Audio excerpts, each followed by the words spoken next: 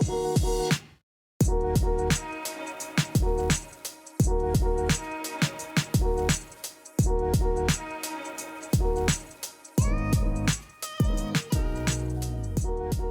everybody, welcome back to Rationally Speaking. I am Martin Turner. This is my colleague and co-host, Stuart Carrington. I'm pleased it's colleague, like we're peers. We are peers. Yeah. What do you think we were? Well, you're a PhD supervisor, so would you say I'm your favourite PhD student then? So today we're going to be talking about REBT as usual. As you can see, we're physically together. Stu begged me. He said, I want to be in your physical presence. Yeah, and normally you decline. Yeah. But you probably felt coerced Yeah. because of the number of times I've requested this. Yeah, I gave in. Yeah. I just gave you what you wanted. Yeah. So, Never give up. yeah, that's that. Yeah. So, thanks for watching. We're going to do a bit of recording today, so you'll see this kind of setup a little bit over the next few videos. We'll clip some of the stuff, but also we're probably just going to have a bit of a free-flowing conversation about REBT. So we'll probably upload the whole thing unless we really mess things up, which is likely. Yeah, I'd say it's almost a certainty. Yeah. And you'll see kind of smaller clips of particular themes, I suppose.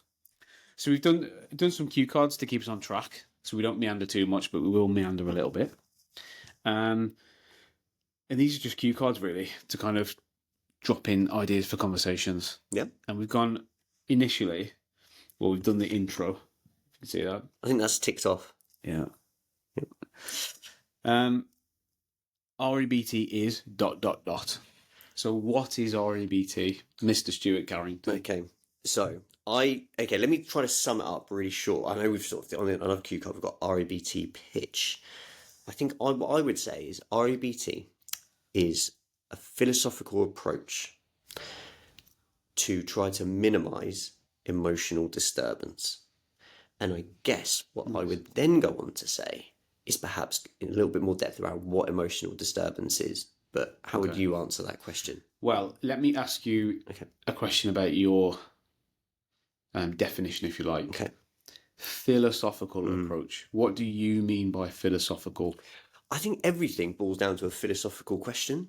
So I guess maybe that word's surprising because people might say, well, it's a branch of CBT, or it's part of that family. It's a psychological method of intervention or model of consultancy, might be something else. Yeah. But we know that REBT has really strong roots in philosophy, in lots of different aspects, Western philosophy, Eastern philosophies as well. And the way I see it as sort of philosophical is that it distinguishes between negative healthy and negative unhealthy. And by doing so, I think it tries to promote acceptance that the part of the human condition is that we are going to feel like disturbance from some time. We're going to feel concern. We're going to feel anxiety. We're going to feel sadness. We're going to feel depression, anger, and so on and so forth. So what we want to do is try to charge ourselves with the emotional responsibility to regulate those emotions to be as adaptive as possible. Okay. And that's where I think the philosophical flavour comes in. Okay. What I thought you meant was it's philosophical, I suppose, beginnings. Okay. Which I suppose is tied into it. Its roots in Stoicism, you mean? Yeah. You mentioned it, its roots in philosophy, but it's kind of, for me, REBT, because its roots are in philosophy, it kind of makes it part psychotherapy, but part kind of applied philosophy, like Stoicism, And I think that stretches into the goals of REBT. Philosophical change is something that you will see in the literature, something that we strive for. Often in emotion regulation science, in psychotherapy, in CBT generally, you'll see cognitive change or cognitive reappraisal. I think with REBT, we're stretching for something a bit deeper. And for sure, there's cognitive change taking place, but it's philosophical change. Can we help the individual to shift the philosophy of life that they have that isn't working, speaking to your unhealthy negative, your dysfunctional emotion? Can we help them shift that to a philosophy of life that will work better, and then evidence will tell us whether that's the case or not? You know, so there's a scientific aspect to that. Sure. So for me, it's sort of two things. It's the philosophical background steeped in Stoicism and Epicureanism, and you mentioned Eastern philosophies too, rather than an empirical basis, which is more like cognitive therapy. So it's that bit, and then for me, it's like part one of the main goals of REBT is philosophical change. Yeah. When you say philosophical change, I guess to clarify that a little bit more, one thing that springs to my mind, and I want to know what your thoughts are on this, is this view that we don't have to have like a binary or definitive evaluation about anything. So nothing is completely good or nothing is completely bad. Likewise, I'm not completely good and I'm not completely bad. I will just do good and bad things, or make mistakes and do good things as well. Is that, would you say, philosophical change or cognitive change, or are those two things completely intertwined? Well, I think that when you think about cognitive change and you think about cognition, it springs to mind thoughts, the things that are in your head at the time. And I think that just because something is in your head at one moment doesn't mean to say it's your philosophy of life or philosophy of the world, or a kind of a tacit belief that follows you around. It could just be in that moment. I say to myself, "You complete idiot." Yeah. Now, I don't mean it. I don't believe it. It's not my philosophy of myself or the world, but the cognition is there in that moment. And I think that's why in RBT there is a focus on belief, this idea or philosophy you have, how you see things, the rules that you set up about yourself, about the world, about other people. So for me, the cognitive aspect is like what's in your head at the moment. I think RBT tries to go beyond that a little bit. Not to say that those cognitions can't affect things and affect outcomes and affect, how you feel and how you behave. But if they're time limited, then often the route is to not take them seriously. Rather than to take that cognition super, super seriously and completely hook yourself to it. I think that RBT tries to get you to go against that a little bit and say, okay, fine, you've got all these things swimming through your head, but which of those reflect your actual beliefs and ideas of yourself and the world? And that's what it tries to get into, that philosophical aspect rather than the cognitive piece. Obviously, you're making it cognitive doing RBT work by bringing it into somebody's conscience, and then you're trying to work with it at that cognitive level. But you are, after all, trying to instantiate philosophical change that they carry with them that eventually they don't have to think about and cognitize. This is just how I see the world. And we've all met people like that, where there's a bad situation has happened, and they're like, look, it's not the end of the world. That's usually not them asking themselves, what do I think about the situation? How can I change it to be more rational? That's them expressing their rational idea of the world. That's just how they see things. And it's expressed in that moment. I guess a couple of things from your discussion there that spring to mind was, first, and I guess we'll come on to this, is you said, oh, that's not irrational, that might be rational. So we need to kind of have a discussion, I think, at one point around what we mean by those terms. Yeah, for sure. Because it might be different to what the listeners think. The other thing is this notion of what it's going to sort of change how someone might view the world. And I actually found in my applied work with individuals, that was actually kind of the most fruitful aspect of it. And sometimes we would kind of deviate away from the cognitive therapy side and actually have that, open up that discussion and talk about identity and talk about what our worth is and can we even value worth and self-esteem. Is that a tangible thing, or is this just a complete myth? When we had these discussions, I found that they really hit home with people because it's probably something they hadn't analysed before. Yeah, for sure. And I think RBT gives you the license to go into those conversations sort of forthrightly. Yeah, it's a good way of putting it. With people that want to do it. So it's you're never, I suppose, forcing people into those philosophical conversations. And you don't even have to use the word philosophy or belief or cognition. These are obviously technical terms that we're using. If the individual is willing to go in that direction, then there's lots to be gained in RBT from that. If they're not willing to, then that's fine. There's lots of things we can do. But I think that's one of the nice things about RBT for of participants, for want of a better word, who do have a philosophical lean. Like, okay, there's this deep, there's this kind of richness to REBT because it's steeped in Stoicism that you can go really deep into. And for people that are keen to do that, they get a lot of value from REBT because of that. It's not all, what's the goals? What are we trying to do? We're constantly driving towards those goals. There is lots of time and space there to just philosophically, just discuss, you know what I mean? About the way that the individual sees the world and themselves, and what is value? Can we value a human being?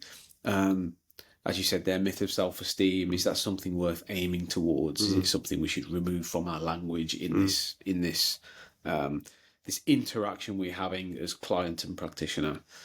I think those are things you can openly discuss. You can kind of set the ground rules, and you start to understand pretty quickly whether the individual wants to go into that territory or not. You don't have to, but if you do, there's lots in REBT to talk about with that person. I'll tell you what, something that I've really picked up on it, you mentioned, you might even be aware of this, but a few times you mentioned this, and I think we can add this into our REBT is answer. It's something that we as practitioners do with the participant. It's not, we don't do it to the participant. You use this wonderful term in your book, the rational practitioner. Just get that in there. Good plug. Where's it available from? Everywhere. You use the term scientists in cahoots. Yes. And I really like that approach. And when I have worked with individuals around this, I think that's really well received. It kind of, you create a very balanced power dynamic, as opposed to I'm an expert and I'm going to tell you how to think. It's more, I'm inviting you to think about how you view the world, and is your view helping you, or would you like to change it? And then you mentioned another sort of related point that you mentioned there is, and if they don't want to, that's fine. Like, we can work on other things as well. So it's very much a balanced kind of neutral partnership with REBT. So I think we can add that in. So REBT might be a philosophical approach. It's a cognitive therapy, and it's something that is done together. It's a collaboration. That's a better way of putting it. And I think the literature is pretty clear on this in psychotherapy, the idea of work in alliance, or therapeutic relationship, or therapeutic alliance. These are terms that might be familiar to people, but the misconception of REBT is that it does away with that. And it's like, here's the framework and the model. My job is to get it into you. And then if I get the sense that there's irrationality within you, then I'll extract it and challenge it forcefully. And it's not really that. That's what it boils down to when you have to write about it. Because you're trying to figure out, if you're writing a paper, you're trying to figure out how to express what REBT is very, very quickly, so you can get to the method, the results, and the point of the paper. And that's sometimes the downside of accessing, empirical academic literature. It has to tell you these things quite quickly. Whereas when you practice it and train in it and read professional practice works, then you see that it's more nuanced, and the work in alliance is actually quite an important part of it. And if you don't get that bit right, then it's very unlikely that REBT is going to work, particularly when you think about the nature of the conversations that you're going to have. So, for example, say in the extreme case, you have a client who's very willing, capable, and able to go into that philosophical side. How I see the world, what value is, what I demand versus what I want.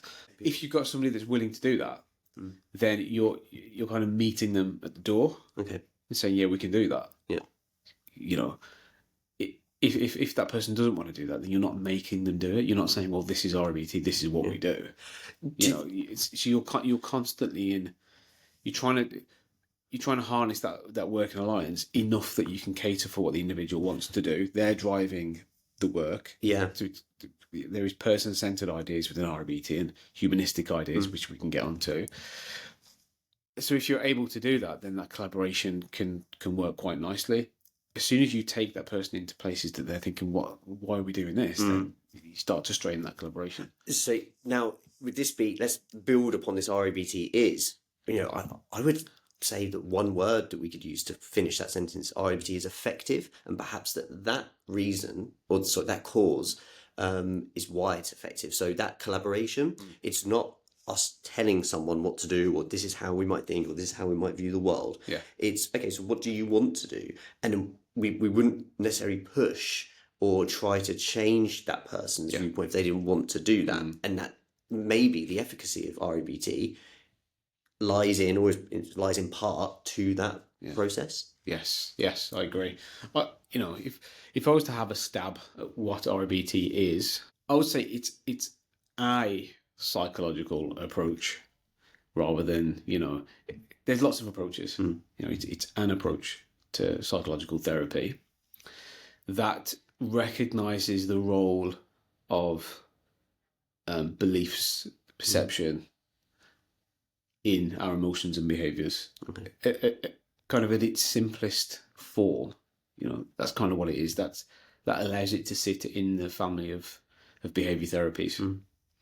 Then you extend that and you get into the specifics of REBT. Now, it depends whether you think the specifics matter or not. Certainly, the specifics obviously matter when you're practicing and when you're writing about it and doing research. But for the general audience, the specifics might not matter. I think, in fact, if you have a conversation with somebody, maybe it's a very brief interaction with a client, and they come away with the understanding that my thoughts and beliefs play a role in how I emote and how I behave, then that's a decent job. That's a decent job.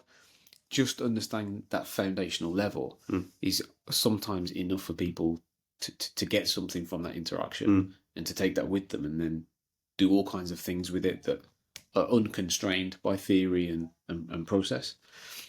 So I think it's worth bringing it all the way down to those basics. Like, it's an approach to psychological therapy that recognises perception and beliefs, essentially, in emotions and behaviour.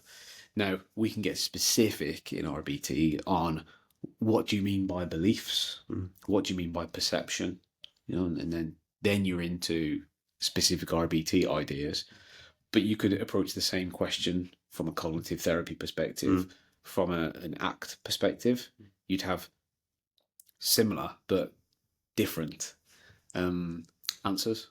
Now, I appreciate we're going to be a little bit biased in the way that we might kind of treat REBT in light of some of the different approaches you just mentioned. But I think it's worth pointing that, again, we could say REBT is a continually evolving or refined approach. So Ellis, the founder, Albert Ellis, the founder of REBT, when it went through lots of iterations, and that those iterations derived from the continual refinement, questioning, trying to falsify this approach. And Ellis himself was a trained psychoanalyst and kind of highlighted or realized some of the limitations of that particular approach. Now, of course, we're perhaps going to be a little bit, let's say, REBT bias. We clearly have a preference for this, but I think that word bias implies that we're overlooking the limitations of it. And I don't think we do that. No, we're trying to express what REBT is and sometimes the benefits of REBT and how it works. And we obviously believe in it to the extent that we've seen that it's effective, and we've read the efficacy literature and we've practiced it ourselves and seen it works. So yeah, we're biased to that extent. However, it's not the only thing that I use in my practice. It's not like it's REBT or nothing, and it's the best thing since sliced bread and all the rest of it. How I've seen my role in REBT is to just bring it to the fruition more. When I say bring to fruition, I mean more research, more conversation about it, get people using it more to see how far REBT can go and see the areas that it can fit into and not fit into. Am I an advocate of REBT? Yes, but I'm no more an advocate of REBT than other evidence-based approaches. You look at the evidence and say, well, what works with certain people in certain cases, certain situations, and you try to follow the evidence, So I hope that people view our conversations as individuals who advocate for REBT in a pure sense, rather than over and above anything else. Sure. It's like, we understand a bit about REBT. I practiced it for a while. I've done some research in it, so I know it's more than I know other approaches. So I'm happy to speak about it, more than any other approach. but yeah, it's kind of like, if people are interested in it, you investigate it, train in it, but you don't have to. It doesn't. You don't become an RBT person, and that's just what I do now. You know, I don't think that makes any sense within our field. Well, Ellis would probably reject that as well, because it's quite an evaluative statement to make. I am an REBT person. He would reject all that I am. This is me. You know, that sort of language. Yeah. So I study REBT might be more accurate, or I endorse this particular approach. Yeah. I also think that you're trying to figure out the best way to practice. That includes picking up some psychotherapeutic skills, probably. There's obviously loads of different modes of practice that you can utilize. REBT can be flexible. You know, it is flexible. It has some specific things to say about where emotions come from and how beliefs shape behaviour. But it doesn't really, it's not prescriptive in how you would then go about dealing with that. So if I go into a situation and I'm practicing REBT, I'm not doing really specific things to the point that it's formulaic and manualized. You know, it's not that, oh, they say this, so then do this, and then do that, and then here's step 4. I mean, any steps that we write about and read are purely to help people to understand, here's what a typical process might look like. And any order that you see is usually not the prescriptive order, because you can come back to things. For example, I do a 12-step thing in the book that says, here's the main steps, here's the main 12 steps. And one of them is work in alliance. Now, you're constantly doing work and alliance work. You're not doing it in like session 1 and going, well, that's done. Yeah. Now we're bonded, let's work together. Yeah. You're constantly doing it. So it's not prescriptive as a process necessarily. It's not prescriptive on what you should focus on. You know, it's broad enough and flexible enough to allow you to work in whatever mode you want to work in, at whatever pace that is appropriate for you and the client. But it does have some specific things to say about what it believes. I know I'm anthropomorphizing our REBT, but what it believes is the deep root of dysfunctional being, if you like, both emotionally and behaviourally and cognitively. It does have something specific to say about that, and that often does drive the work that we do in REBT in a specific way. Okay. Is there anything else you think we need to cover in this section of what REBT is? Should we move on to the next cue card? Well, I mean, what we could try and answer as well is what REBT is not. Okay. So what I did there? Yeah, I did. Yeah, you turned it around in a really clever way. Well, I added a word. To stimulate more conversation. Yeah. So... Oh, right.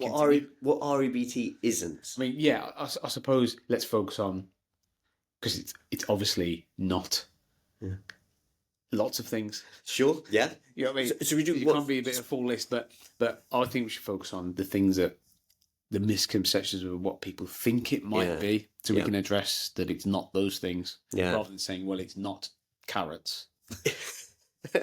Yeah, okay. Yeah, but it's not. It's not, you know what I mean? Yeah. So we'd have a big list, wouldn't we? We'd have a really big list. Okay, I'll kick off.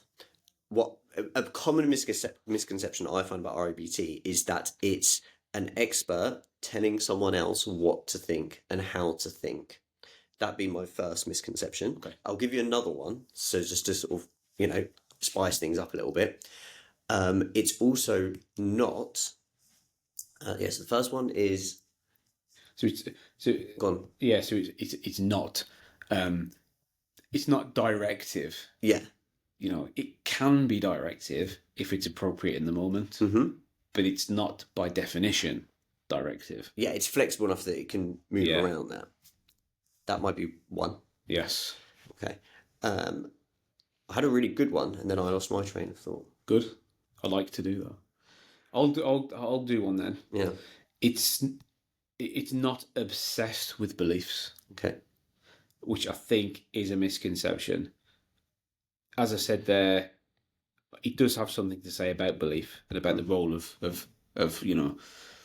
how you see the world, your ideas about the world, it has an idea of how that shapes emotions, behaviours, cognitions, for sure. And it does dominate the literature in REBT, that the ideas around irrational and rational beliefs and how that manifests in certain ways. But it doesn't close the door to all these other things that we can do in REBT, which are, well, we can actually help people to not keep walking into walls. It's not just a case of saying, well, I walked into a wall. Well, you're best to think rationally about walking into the wall. Sure. It's also about trying to help them not to walk into walls. Yeah. And I think that's a misconception. People think, basically, we don't encourage people to change any aspect of their life. And all we do is to say, well, there's no need for any tangible change. Yeah. You just have to change what you think. It's all about how you think. I think it's not that. Okay. And that is a misconception. Yeah. Because that's how we write about it. Of course, it's about practical discussion around, well, how can we stop you from doing that thing that then you're having the irrational belief about, Yeah.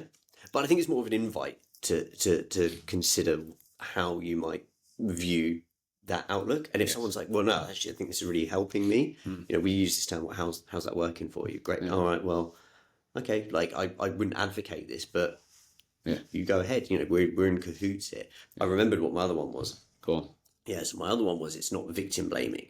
So it's a good one. Sometimes it can sound like that. And I get that. I've certainly read some text around REBT and thought, oh, so it's a little bit, this is your fault. Yeah. And I've seen some things online where people might talk about cognitive therapy generally and think, oh, you're wrong, or you're thinking wrong then. And I don't really disagree with this view about what REBT is. Wonder what your thoughts are on that. Well, I think that one of the reasons that people might see it as victim blaming is because if you really, really boil it down and present it in a brief and sloppy way, you're basically saying that the reason you feel what you feel is because of how you believe about what's happening to you. Yeah. What do you believe and how you believe about the situation. So that discredits the influence and power of the situation on emotion. So perception is really important in REBT, and it kind of follows an emotion regulation sort of process model, particularly by James Gross. The idea is that there is a stimulus, and then you attend to that stimulus. Yeah. Okay, then you make meaning of it. So the stimulus and the attention to the stimulus are obviously important part of the emotion regulation process. And I think we have to always, discourage this notion that it doesn't matter what happens to you, it's how you think that is the main thing. It's like, look, they're both important. So if we look at the ABC, A for adversity, B for beliefs, C for consequences, it's A times B equals C. The A is important in that formula, and I think that's why sometimes people might think that it's victim blaming, because we're basically saying, oh, it doesn't matter about the situation, it's how you think. But it's basically, you've done it to yourself because of how you think. Well, if that's silly. But what we want to express to people is that because beliefs play an important role, and because perception and attention plays an important role, you have the capacity and responsibility to shape your emotion based on what's happened to you. You can do that. What we don't do is say, oh, so the situation doesn't matter. And that's kind of like a bit of a bugbear of mine when people assume that. So Ellis was really kind of clear upon this, that it wasn't adversity alone. And by adding that word alone, he's acknowledging, well, this is important. And then I guess this ties in with another kind of misconception, which is that REBT is anti-humanistic. And I actually think it's the opposite. Because he's saying it's not adversity alone, he's acknowledging that because of the human condition, there are going to be certain things that happen to us in our lives that are adverse. That might be a bereavement. That might be ambiguity in what to do. That might be something just being a general pain in the backside. So there's all these different things that can happen to us. But like you mentioned there, it's, well, part of our condition is that we're going to have be sort of succumb to these events, experience these events that are going to create negative emotions. Yes. But we can then decide to what extent those negative emotions impact our behaviours. Functionally or dysfunctionally. Correct. Perfect. Yeah. Just picking up on what you're saying there. The way that I present this or talk about this is that one of the reasons REBT is humanistic is because it recognises that all that you are as a human being, you're not an academic, you're not an athlete, you are a human being. You know, you work as an academic. So it boils it down to humanness. That's all you are, a human. Okay, so if we say that's true, which it obviously is, I think you're last time I checked, human. So we take that as true. Okay, well, everything that's true about humans is true about you. You're fallible. You're limited. You're imperfect. Sometimes you'll succeed. Sometimes you'll fail. And the reason that is because the world you inhabit is unpredictable, uncontrollable, often dangerous. So you put an imperfect being into an uncontrollable, imperfect system, and you're going to face some adversity. Yeah. You know, it's adverse, sort of almost by definition. So to say that the situation doesn't matter, it doesn't count, is just a non-starter for me. People have to figure out how to deal with the adversity to minimise suffering. You will suffer because you're human. That's kind of like a Schopenhauer take on it. Yeah. I know it's a pessimistic take, but you suffer because you're human. So we can try to alleviate our suffering by not walking into walls. Yep. Great. But we will walk into walls. And when we do, then how do we make sure that our suffering is actually functional for us? Yep. And we don't completely crash and burn. And that's where RBT has something to say. And it says, well, function stems from a certain way of seeing the world that aligns with truth, logic, and pragmatics. Not being rigid, not thinking things that are very extreme and dogmatic, thinking in ways that reflects the human spirit. Yep. You know what I mean? And by spirit, I mean humanness. I don't mean spirituality. But I think the other thing that goes alongside that is one of my nots, is it's not against negative emotions. Okay. Again, because how can you be against negative emotions? It's part of who we are. It's just part of the human experience. It's there for a really good reason. RBT doesn't aim to take your negative emotion and turn it into positive emotion. Yeah. It doesn't aim to take your irrational belief and turn it into a rational belief. We use words like emotional change, belief change, philosophical change, cognitive change to capture the change process the individual is going through. It's not that the belief changes, because the belief it's there and it's fixed in the moment of time. It's got temporality. It's already happened. You can't go back and change it. Yeah. What you can do is react to that belief in the future. So if my belief is, I've got a really important podcast to record with Stu, it has to go well. I really want it to go well, and therefore it absolutely has to. Yeah. I can't change that belief because I've had it. It's gone. Yeah. What I can do is go, hang on. No. It doesn't have to. I really want it to go well. It doesn't have to. There's no must here. Yeah. There's just my deep desire for it to go well. So you're challenging the logic. I'm challenging the logic, and I'm challenging the rationality of my utterance. But I'm not changing it. There's no change. So when we see things like cognitive change, it's not a literal description of the process that's taking place. Joe, one thing I was really pleased I did in some latest research that I'm doing, and I've sort of come to the end of the data collection, so I'm just kind of reviewing this now. And I hadn't done this before, but that was to try to evaluate the change in the strength and the frequency of the irrational beliefs, but also the change in the frequency of the rational alternative. Okay, yes. And so one thing I'd noticed is that it certainly decreases in terms of frequency, and it decreases in terms of how long it stays with that person, and it decreases in terms of strength. Yeah, like agreement. Strong. Yeah, exactly. How much do you endorse the belief? Yeah. Exactly that. But it doesn't eliminate it. Like, it's still there. You're a human being. Like, you're going to have these goals that are going to kind of promote, and maybe that sort of, we have that illogical train sometimes where I want something, therefore I must, and so on and so forth. So we don't eliminate that. Yeah. So I think by acknowledging that, how can REBT be anti-humanistic when we accept that feature of the human condition? Yeah.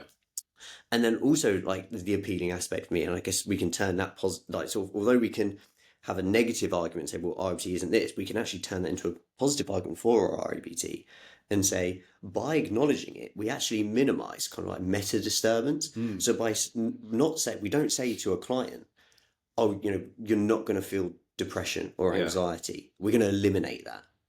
Because now what's going to happen is we know it's just a matter of time before that person feels these very human emotions again. Yeah. So when they do, it's, oh, I shouldn't be feeling this. And therefore I am not good at this, and I'm stupid and I'm worthless. Yeah, exactly. And also, just to add to that, there's no must around rationality. You must be rational. You have to be rational in order to be healthy. It's just, again, you have to apply the same rules to REBT that are captured in REBT. It's the fairest thing to do. Absolutely. And Ellis in particular was really keen to emphasize that. Like, I'm sure I mentioned this to you before, but he would work on a scale. So it wasn't a case of, oh, you have to be here. Yeah. It was, I would like you to be here, to like invite you to think about the world and your mediation of events in this way. Yeah. But if you're here, that's great. Like, this is fine. Like, it's all progress. It's all good. It's all good. Rather than, right, you're either here or there and you have to be here. Yeah. And this is the only way that's going to happen. I always think it's a bit of a red flag, to use that term, when I think people advocate approaches that have these demands and musts, because it's, well, whoever does that, like whoever does something in an absolute way, like we're all human, that mask slips. But I do believe in aiming towards an ideal, and at the same time knowing that you're not going to get there. In Stoicism, you have the idea of the sage. It's something you aim towards. It's an ideal, and you kind of try to visualize it and describe it in as much detail as you can, and you drive towards it because it's worth driving towards. Because the idea is on the journey towards it, it betters your life. But you don't admonish yourself for not having got there, because the point isn't to get there. Sure. So there's a double, it's kind of cognitive dissonance in some ways of going, well, that's what I'm aiming towards, but I'm probably not going to get there. One of the reasons you're not going to get there is because your ideals change as you move towards the goal. Yeah. Which is why I really like the goals dimension in REBT, because we all have goals. Whether we know them, whether we can articulate them or not, they're there within us. We are kind of a goal-driven species. But they change because we change. Our relationship to the goal changes as we get near it, and we say, you know what, I'm probably capable of more. So the goal shifts. Yeah.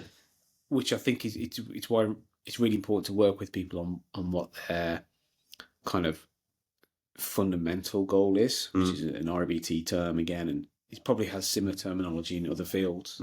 But it's what's the thing that you're driving towards as your life's purpose? What are the values that you're trying to move towards? It's not win the thing and collect friends and get more numbers on this thing. Okay, those are goals, and they might be useful and meaningful within a certain context for a certain amount of time. But it's like, what's the overall vision? It's contentment, okay, to be fulfilled, to have a loving family. Those things are more sustainable goals that are worth driving towards, that turn away a little bit from the superficial goals that we might have. They're also things you never achieve. It's a journey towards contentment, feeling more content than I did last week. Is a you know what I mean? And I think that's important, because I think that's at the root of some of these superficial goals. So when we're working with people in REBT, we're trying to establish some of that best we can, because when they face adversity, that's what the adversity is going against.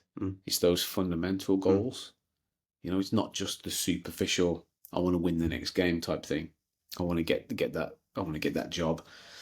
It's the deeper stuff that is obviously often causing the more problematic emotions and behaviours. I'm smiling because you just gave me this wonderful little segue into another REBT isn't, and people think we've planned this, and we really haven't. This is totally off the cuff. I think some people might say that REBT advocates not having goals, not having expectations, because if you don't have a goal, So as a refresher, something is adverse if it kind of precludes us from achieving our goal. So for instance, this is why really having goals means that we suffer. Yeah. Because you won't meet your goals. Oh, yeah. Like, no one's just going to let you win. The world's just not going to roll over and let you achieve your goals. So therefore you face adversity. So I've heard this term before, like, oh, don't have expectations, don't have goals, like and it's, we spoke about in the dodgeball episode of Pete LaFleur, that character, saying, oh, I find if you don't have any expectations, you can't be disappointed. So he's trying to eliminate that human emotion of disappointment entirely. But then that's a really precarious position for him to take, because it ends up with him not having any drive. It puts his livelihood in danger. You end up at nihilism. Yeah, he ends up having like very shallow and unsatisfied like relationships with other people as a result. And so I think what REBT does, and I think this is kind of advocates it as a humanistic approach as well, is to say, well, actually, part of the human condition is to have a goal. So that's good, have a goal. But perhaps think about what goal might be best for you. What goal is going to promote the most functional lifestyle for you and the most satisfying life for you. Yes. Whilst the caveat of that, you might not know what that goal is. You know, you can't obviously look into the future. So it has to be flexible. The goal can't be fixed because you change and things change. And what was important to you yesterday might not be important to you tomorrow. Yeah. But I think it's still always worth reviewing that and figuring out, because it lays the context for the work that you're going to do with the client. Yeah. I'm trying to figure out what's leading to this individual, you know, this dysfunctional emotion they're experiencing, or these kind of maladaptive behaviors, unhelpful emotions, unhelpful behaviors. I'm trying to figure out what's leading to that. And if my hypothesis, well, it's all beliefs, well, I'm missing goals and adversities there, which are contributing to that. So I've got to have conversations about all that stuff.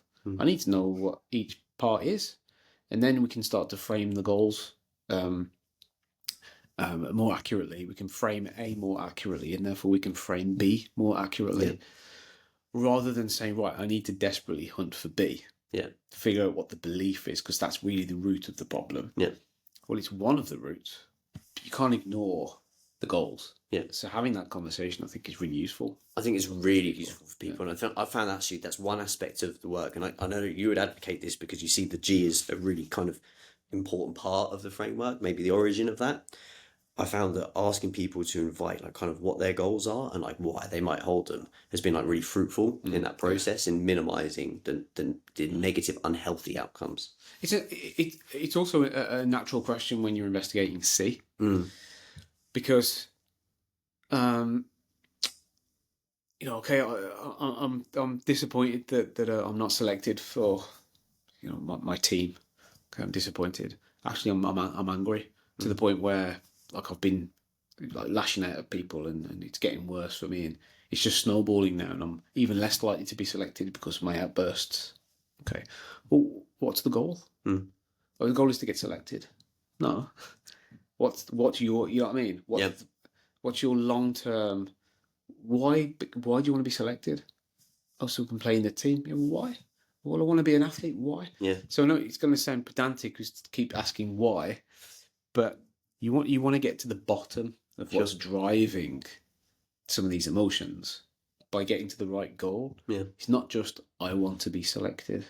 There's reasons behind that you want to get underneath, because that's going to get you closer to, why is this so adverse for you? It's adverse because if I'm not selected, I can't fulfill my identity. Well, that's much different to if I'm not selected, I can't play in the team.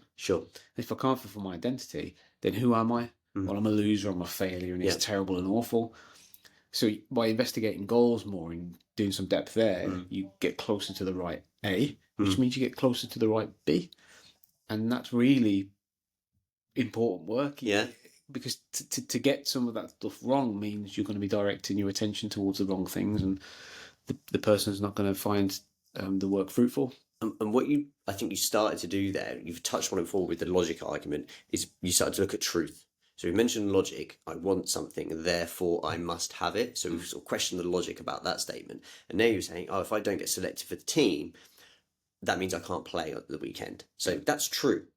So interestingly, I guess this is maybe a distinguishing feature of REBT to other cognitive therapies, is that other cognitive therapies, if we had a client come to us and say, I'm worried that I'm not going to get selected for the team, they might take a different approach in the sense that they might start to question that and say, well, you're telling the future there. You don't know what someone else is thinking, so you might get selected. So kind of don't worry about that. Yeah.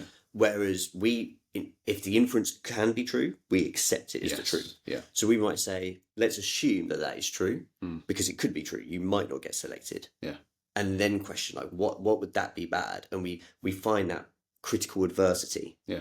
And we tend to find, I'm being sort of a little bit, I'm downplaying that. We always find that there's this rigid demand or a must, not because I must succeed or I cannot be seen as a failure, something like that. Yeah. Yes. It certainly, as you said there, it certainly is a distinguishing feature, I think, to assume the A is true. So A's can come in different forms. Often what's presented to us is an inferential A. Your perception of the situation as a client. Who am I to question your perception? Yeah. When it could be true.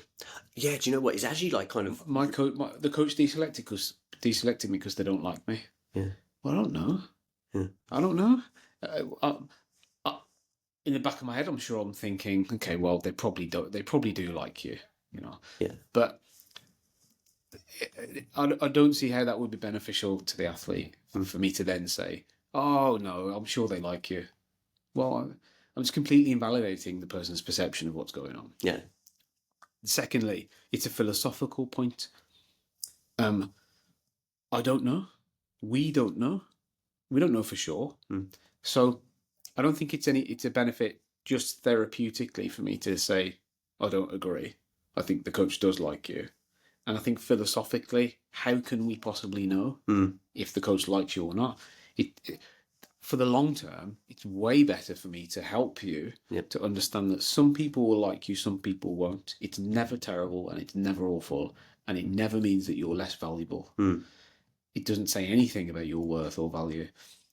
We cannot demand that people like us. We can want people to like us. Yeah, it would be nice. Yeah, it would be nice. Of course, it's nice when people like us.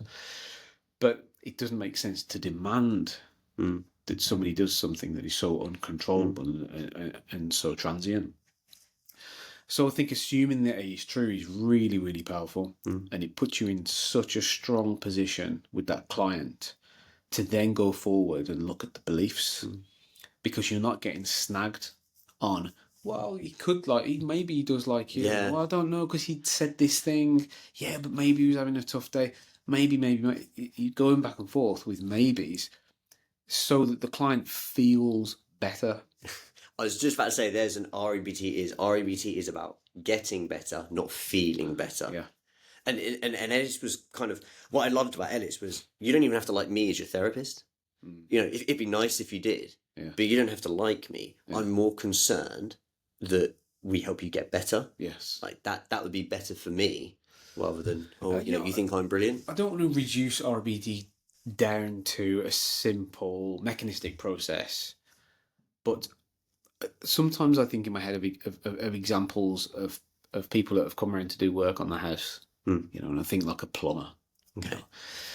So the plumber came in and sorted out the pipes, but I didn't like them.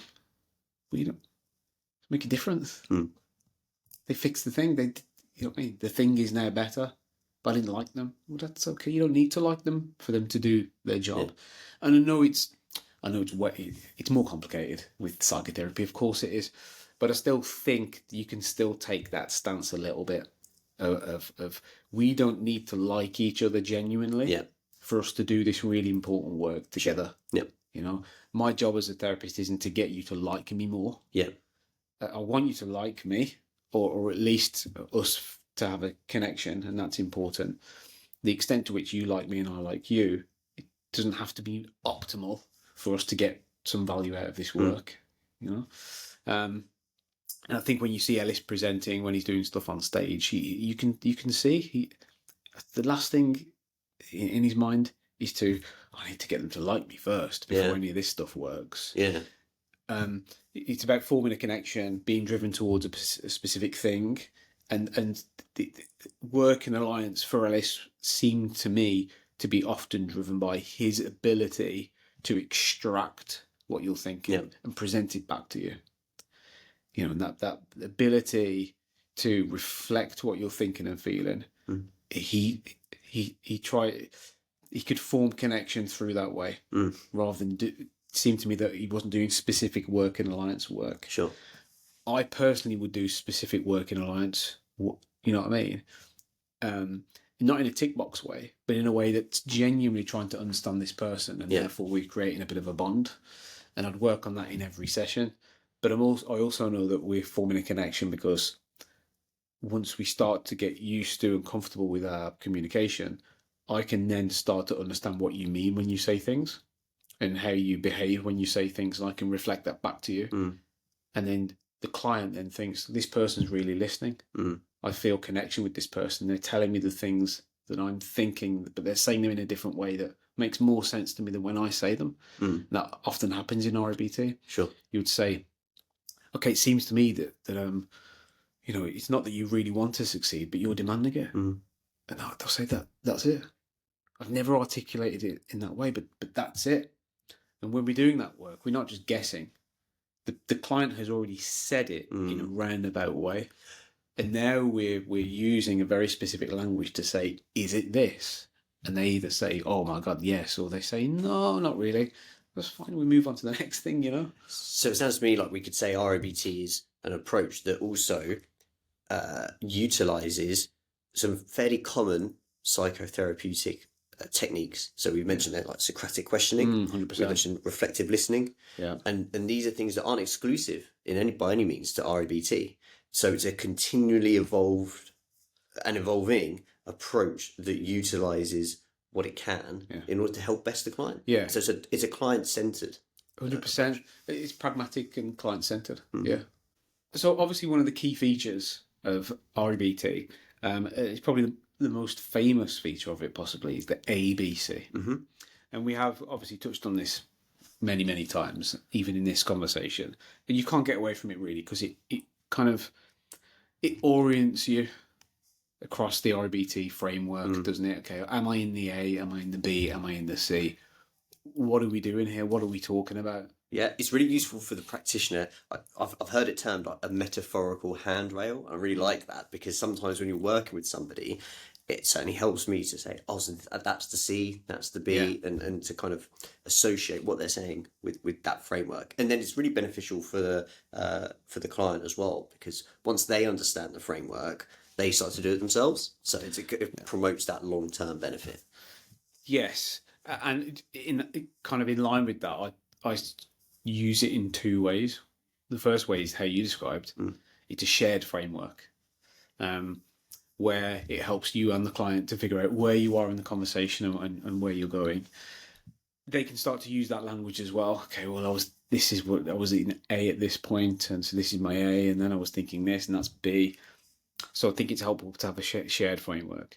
But then also it's constantly in the back of my mind when I'm having a conversation, even in session one. So tell me about why you've come to see me today. The answers to that question, I'm slotting in to ABC, actually GABC, which we can talk about. I'm already doing that work in the back of my mind. Now, this isn't a shared framework at this point. At some point, it will become shared when I feel like I've got enough information to kind of state some hypotheses. Here's how I see it to let me know if I'm right or wrong. From what you describe, this, I see those things as belonging to this category. You know, then you can start to lay out the framework, and you can. It's the kind of psychoeducational part of REBT. Sometimes is, here's the framework. What do you think about it? How does what you described fit into this? Where do we go from here? Type thing. So initially for me, it's like a framework in the back of my head that I'm using as a rubric continuously. And then it leaps into the room, and it's a shared framework. And then the conversations that you're having can be specifically around that. And you're both oriented in the proper direction. Yeah. So should we break this framework down? 100%. So we have A for adversity, B for beliefs, C for consequences. And then the secret. Do you want to disputation or the goal? I think we do goal. Goal. Okay. We can do disputation. Okay. I guess the reason I said, which way do you want to go here? Because we can look at the importance of the goal. Yeah. So I can highlight this as an example, actually. I remember being in college and a long time ago. And 70s. Yeah. And I remember our teacher told us she gave us netballs and said, you can get 10 shots, but you can shoot from anywhere you want. And I want to see so go ahead and do that. I want to see how many you get.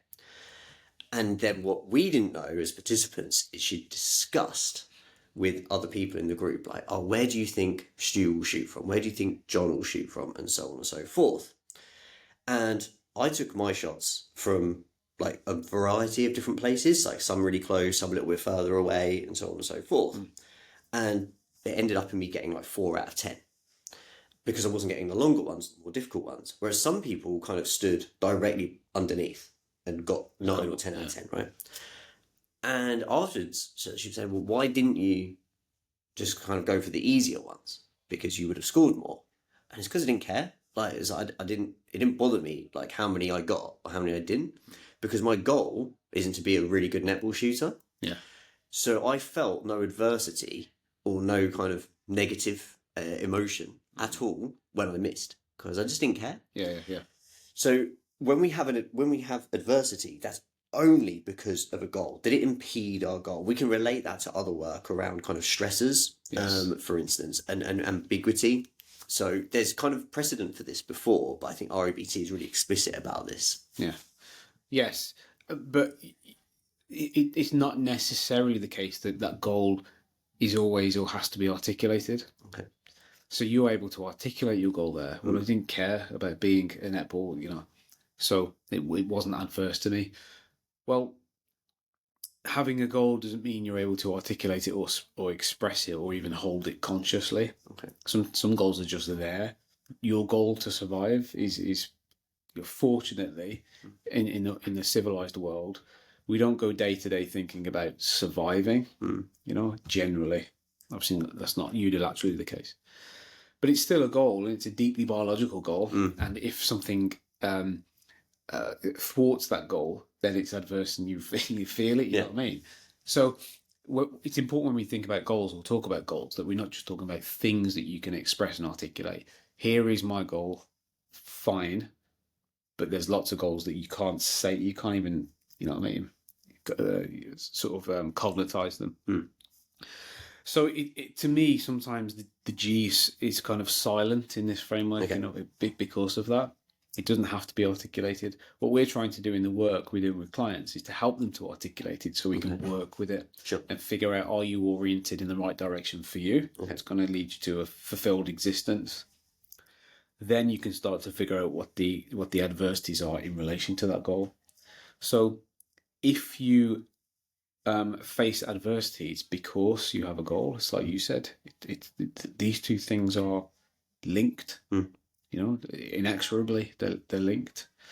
So adversity is sometimes called activating events, isn't it? Yeah. I mean, sometimes called event, situation, activating event, adversity. I call it adversity personally, and I think that's because it's adverse to the goal, and I like to always bear that in mind. Activating event to me is a bit too immediate.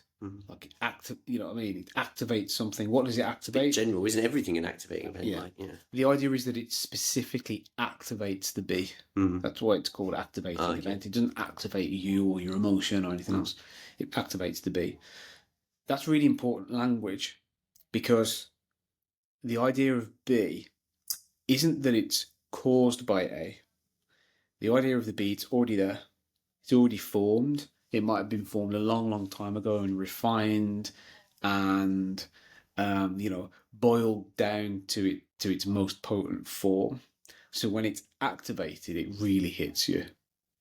You've learned that belief. You've rehearsed it over a long period of time. You've figured out this is the most intense version, And then when it's activated, when you face A, then it's starting to shape emotion. We can be conscious of it, but it can sit there unconsciously shaping emotion and behaviours. So again, our work is to bring it to the consciousness and to make it, cognitive to an extent, so we can work with it. Sure. So that's really important, because the idea that the belief is already there, waiting, if you like, to be activated, means that it's something that's quite deep and has a temporal aspect to it. Something that somebody might have held for decades. So the idea that you would just shift them from that belief and just say, oh, just think something differently, well, you can get rid of that idea straight away, because they might have been holding on to this for a long time. They figured out how to refine it down to such a nice rule-based belief that they can do it without thinking about it. So that GAB bit, conscious, unconscious, can be articulated, doesn't have to be, but for the work we're doing, we really need to help them to articulate so we can work with them.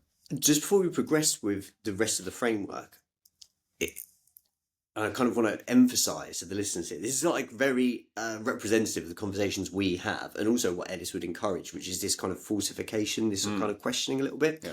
And I know what the answer is, or I believe I know what the answer is, but for the benefit of our listeners, if you mentioned there, like an individual might have kind of refined this belief to such an extent, and so on and so forth, and that's in relation to their goal. So if some goals aren't helpful and are detrimental to our emotional well-being and behavioural outcomes as well, why do we have them? Like, where do those goals come from? Like, why aren't we good at setting ourselves goals that help us? Well, it's not like we know what we're doing.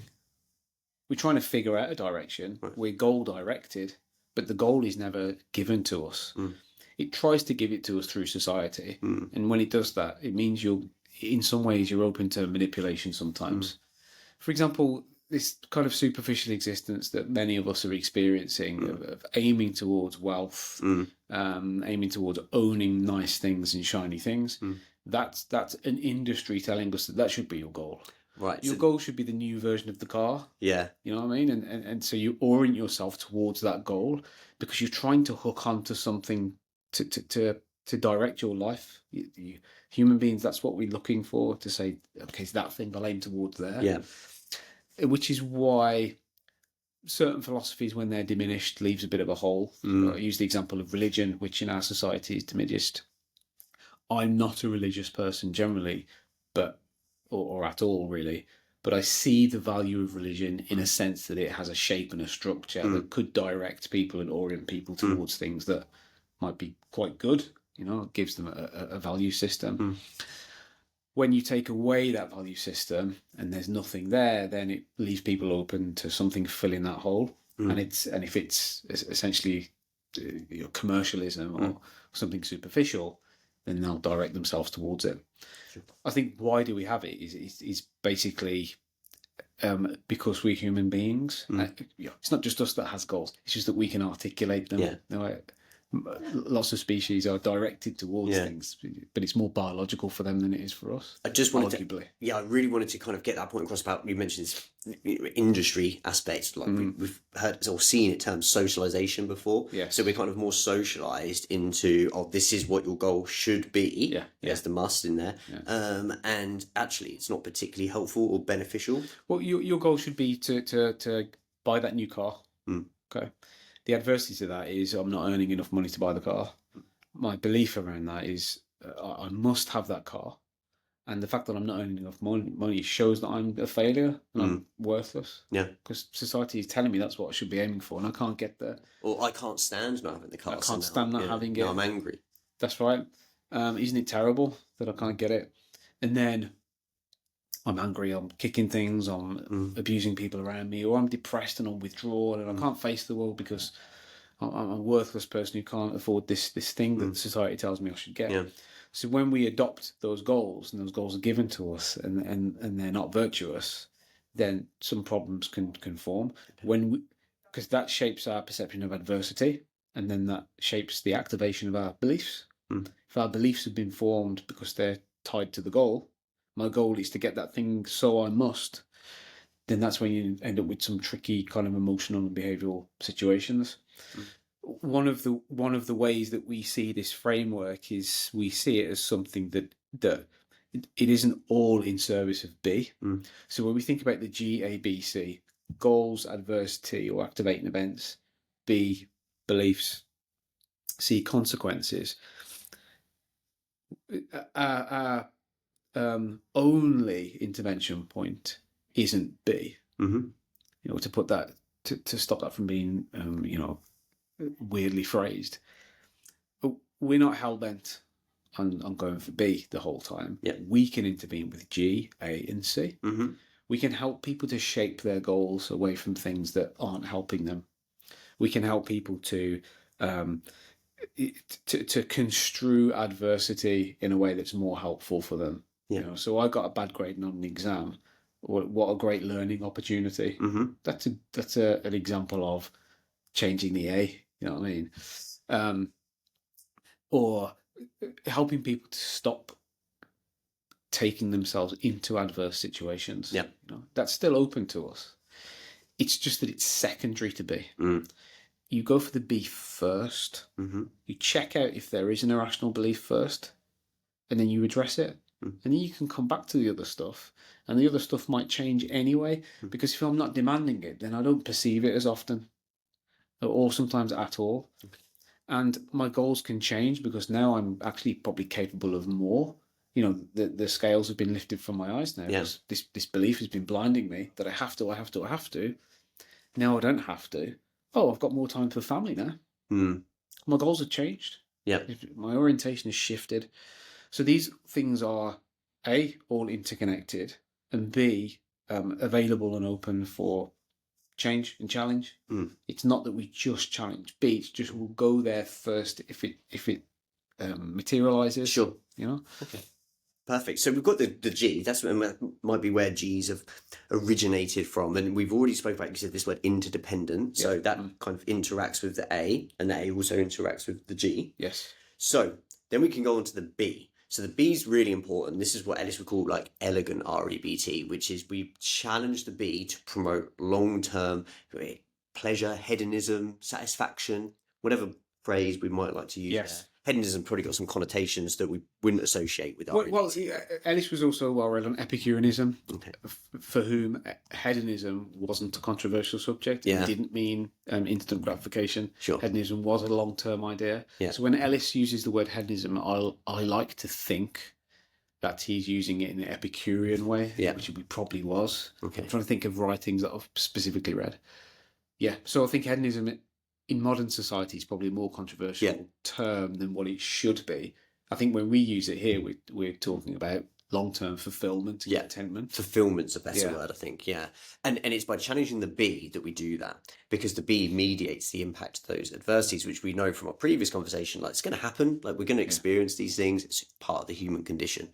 So, and this is where we might look at what our beliefs are. This might be a good time to talk about rational and irrational beliefs. Okay. Yeah. Okay. So we're not, as we mentioned previously, we're not in a position, and we don't want to be in a position, and nor should we be in a position where we would say this is what rational is and this is what irrational is, in the sense of you should be thinking like this. And also, you're irrational, you're right. That isn't something that would be in REBT lexicon. We wouldn't say you're irrational and you're rational. Because we all experience rationality and irrationality. So it wouldn't be that simple as to use those terms as labeling terms that are absolute. Sure. And I think, as you said there, it's kind of within the person's own perception, irrationality and rationality, and we can talk about what that means. We do have some definitions of generally the patterns that we see, and in REBT, what is considered to be rational and irrational, but it's still for you and the client to decide what's working for them versus what's not working for them, which sometimes challenges how fixed we are to the idea that irrationality and rationality is about the things that you say, the content of what you say, versus the extent to which it's actually helpful and useful to you. Okay. So we can maybe get into that a little bit. Yeah, so there you mentioned like helpful, useful, utility, pragmatism. Let's talk about that. Okay. So this is kind of like one of the three prongs that we would use to assess whether a belief is rational or irrational. So in essence, like, is this helping you? Is this helping you achieve your goal?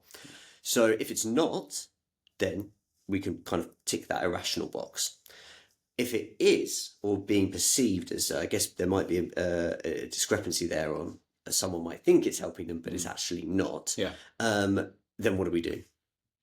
Well, I think you have to think in a temporal way when you ask, is it helpful? Because is it helpful now might be they might have a different answer to is it perpetually helpful? Yeah, nice. Yeah. Is it helpful in the future? Does it help the you of tomorrow?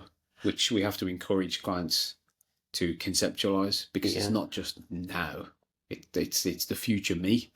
Human beings have this capacity to imagine ourselves, envision ourselves in the future, and you're encouraging somebody to do that when you ask them about the function of the pragmatic, is it helpful side of beliefs.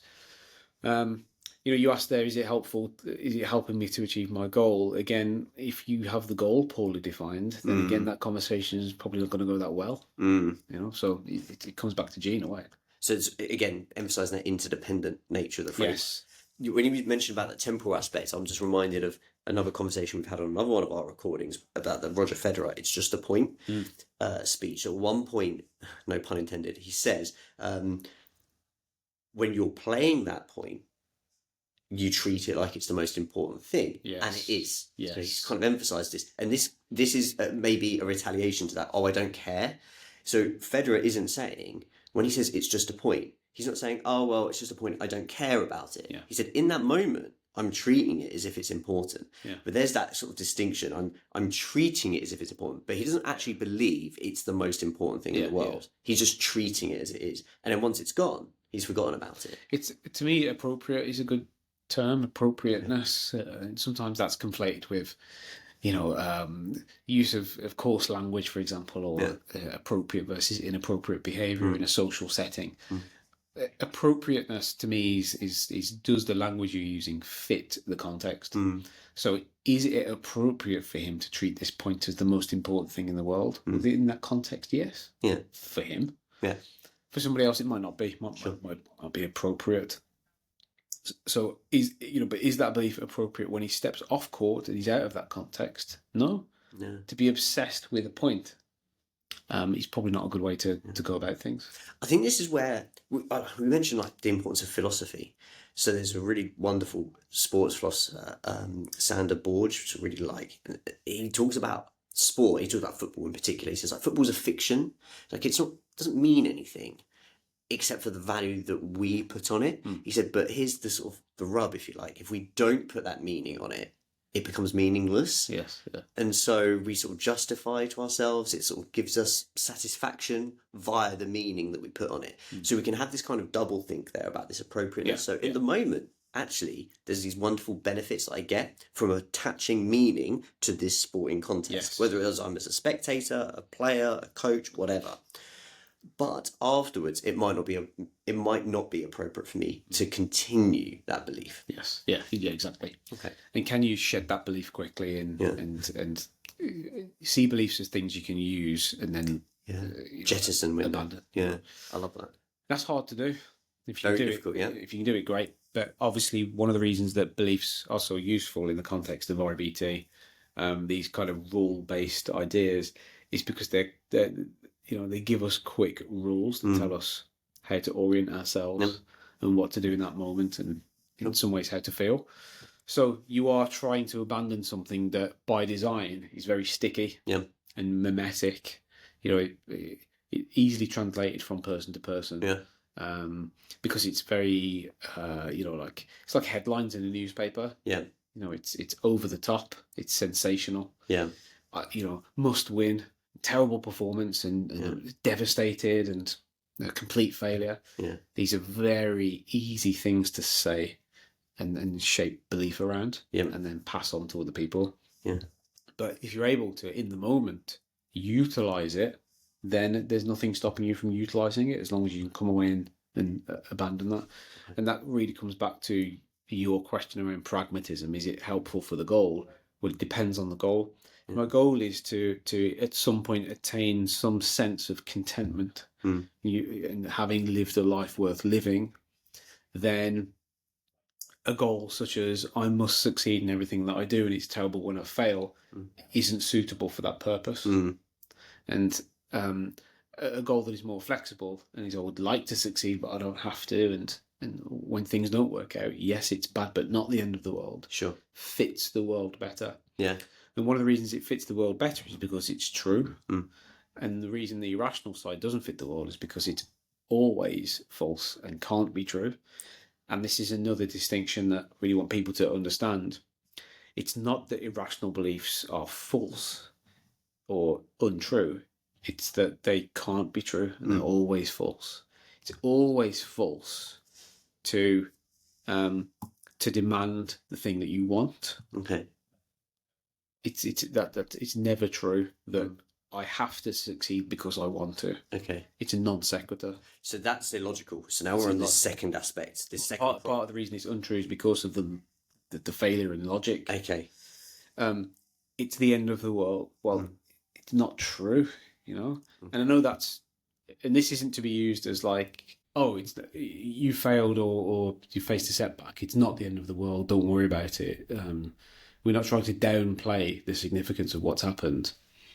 The people who believe that failure is at the end of the world, they really believe it. Like everything's going to come crumbling down. So if you have that belief, then what we're doing is trying to challenge that in a way that, you know, around the ideas of empiricism and truth. That's one of the ways that we're trying to challenge that with them. So truth is an important part of that. But literal truth, like empirical truth, not necessarily what's true for you. It's what's true for the world that exists in the world. We're applying that logic. But coming back to the pragmatic point, if somebody says, but believing that helps me, it motivates me towards this thing that I'm trying to do, then it's like, well, okay, we can work with that. So long as there's an understanding that it's being used for that purpose, and I can abandon it when I'm outside of that context. Okay. Yeah. And is that quite tricky to do? Have you found that, like, some people might say, oh, that's, I can quit smoking anytime. It's a bit like that, isn't it? Yeah. Oh, I can quit thinking like this. But actually, it's kind of got me this far. I find it hard to turn off. Yeah. I think there isn't a sense of it's got me this far. But actually, to me, that downplays the significance of everything else they've done. Like, well, it's got me this far. Well, it's been part of a very complex mixture that's got you this far. But how fragile is this thing that you've achieved? How fragile is this place that you're at? That if we change this one thing, everything's going to come crashing down. Again, you're not trying to harm anything, or you're not trying to reduce their performance competence in any way, but you are trying to think one step ahead of performance. Think, how will it sustain this individual into the long term? Yeah. The idea that they're in front of you means there's something going on. Sure. They've come to you with something that's eating away at them, or something that they're experiencing dysfunctionally. So some things have got to change. Can't just keep going on the way that we're going. This is a good candidate for change because you have a belief that doesn't align with reality. So here you've mentioned like longevity, like, a long-term aspect to this. Right, for me, this is really key because sometimes one of the criticisms we may have heard of REBT is, one, we've mentioned this before, advocating not caring, which it's not, but this is something that's level. Yeah. Now, the other thing is, it's kind of like the who are you to tell me aspect. Now, we have these kind of boundaries, these conditions that form this definition, but also we see this viewpoint in really successful people. When you were talking there, I was thinking about this wonderful speech by, or testimony, that's the better word, from Kobe Bryant. And he was saying that one thing that he's kind of realised is when he won, it felt nice, like that's good, but he'd go to bed, he'd wake up the next day, he'd have breakfast, and he'd have to go training. And when he lost, well, that didn't feel so great. It would have been better not to have lost. But then I went home and went to bed, and I got up and had breakfast and I went to training. He's like, nothing really changed. Yeah. Sort of everything just moved on. So there was no point in holding this belief that I have to win or I must not lose. Yeah. It was a case of it's nicer to win, and I'll do what I can to win and play to win when I'm there. Yeah. But life's going to go on anyway, so it's not the end of the world. Yeah. And so we see from these high level athletes that high performers that have tremendous longevity hold that view. And we see this in numerous athletes and numerous testimonies. Yeah, 100%. And yet, when we speak to some people who probably aren't as successful as the individuals I just one of the individuals I just mentioned, and there's lots of others we could. You've given some wonderful examples like Rory McIlroy. We've had Jurgen Klopp, Roger Federer. These are people that are highly successful in their field. Yes, yeah.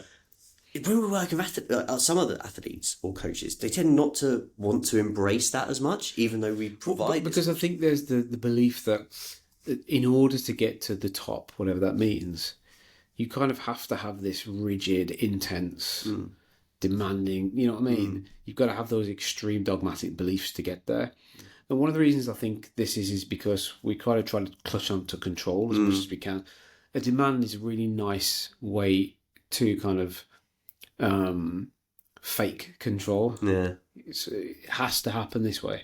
It has to happen. There's one direction of travel. This is the way it has to be. It must happen.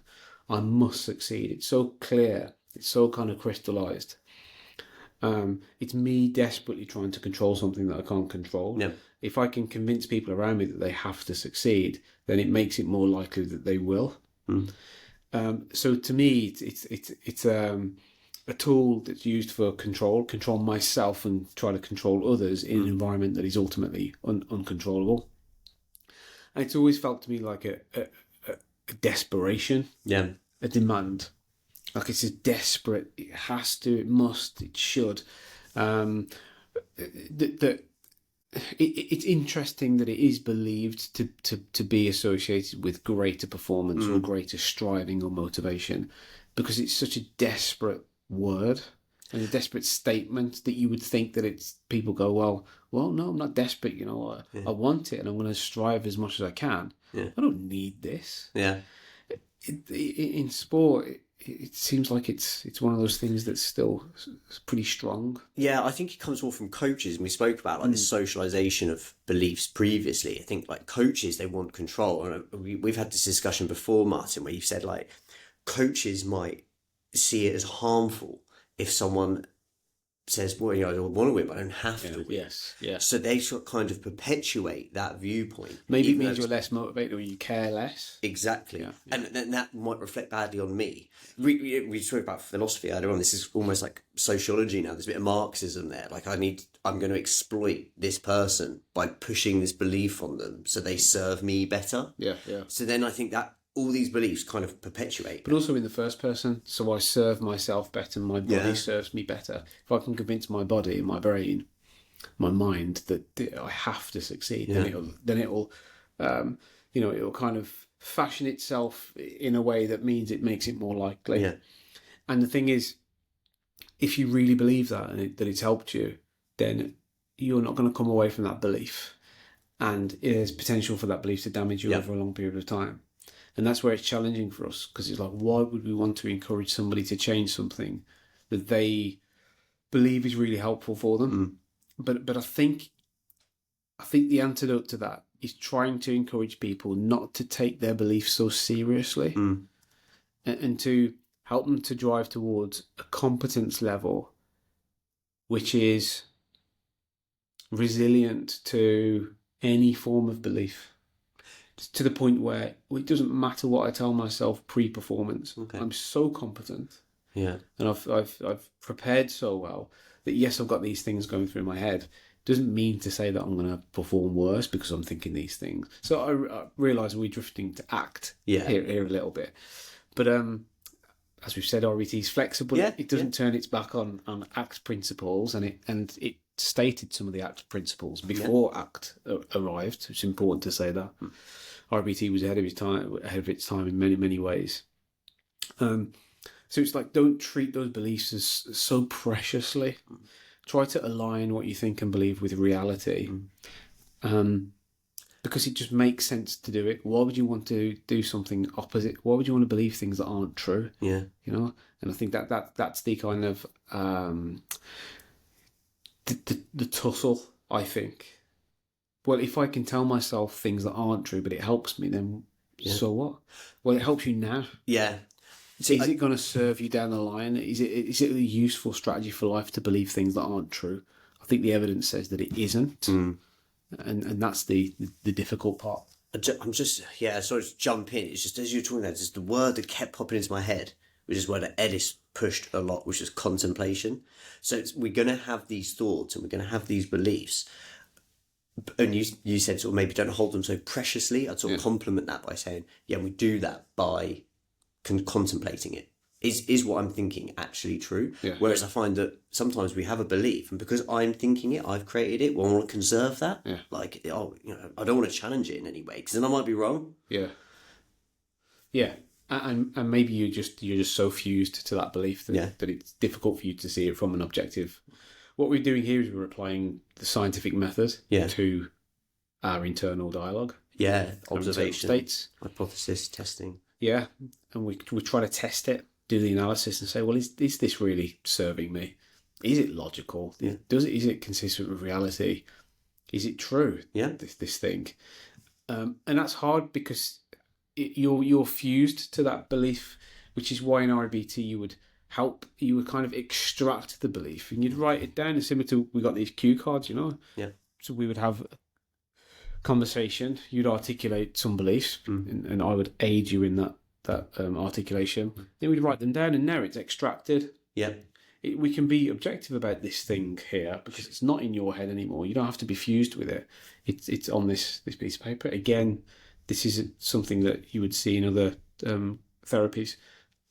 But how can we be objective about something that we're fused with, have believed for a long period of time, and is seen as part of us, or we have to make it not part of us for a little bit in the session, and I think that's certainly an important part of arriving at that challenge, that disputation. The D of REBT is being able to do that. Yeah. But when we think about B, we spoke about demands a little bit, and we moved around the beliefs quite a lot. In REBT, we really have 8 to 10 beliefs. Okay. I'll explain that. We have 4 or 5 irrational and 4 or 5 rational. If we say there's 4, then I can show you where the fit is. Okay. Because obviously you can have hundreds of beliefs because these can be iterated. Yeah. You can demand hundreds of things, but the core, they kind of fit into schemas. Yeah. But the core belief would be the demand. So we call it demandingness. The transference of a want into a must. Transference of a preference into a demand. Because I want something, I must have it. Mm-hmm. I want this, and therefore I must. That's the demand. Yep. It's not just I must or I have to. It's always based on a preference. If it's not based on a preference, then it's not demandingness in REBT. Second one is, it's not second in a sense that it's secondary. In a chronological order. Yeah, I'm just covering it second. Yeah. Awfulizing. Okay. So it's not just bad, it's terrible. It's not just bad, it's the worst thing possible, the worst thing imaginable. Yeah. Similar to catastrophizing, but different. Catastrophizing is a cognitive therapy term, and it means you're inflating the badness. Okay. Awfulizing is you're inflating the badness to the most extreme level, so it's the worst thing imaginable. Right. It's not just worse than you think, it's the worst thing possible. Right. And then it's frustration, intolerance. So I can't stand it, I can't tolerate it. I'm completely intolerant of this discomfort, this frustration, this setback. Mm-hmm. And then the fourth one that I think splits into 2, and we have empirical reasons to say that, is global evaluation. Seems to split into 2. Seems to be depreciation and conditional worth. Depreciation, I'm a failure, I'm a loser. But also, the conditional worth bit is, if I fail, I'm a failure. Yeah.